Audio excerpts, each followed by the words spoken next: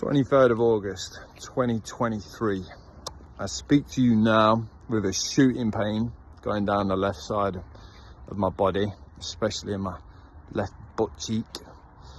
I've got a searing pain in my left shoulder, got pins and needles in my hands, I've got sore soles of my feet, and my head is very, very fuzzy, and it's fair to say that my energy tank is pretty low.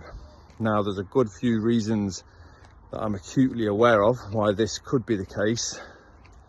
One of them is that I may have overindulged at a certain rugby match at the weekend with a very good friend of mine. But what it has done is prompted a conversation with a very good friend of mine who is specialising in helping middle-aged men. Still pains me to put myself in that category, but unfortunately I am. He helps middle-aged men get the most out of their engine. He enables them to have the internal strength and vitality to achieve what it is they want to achieve.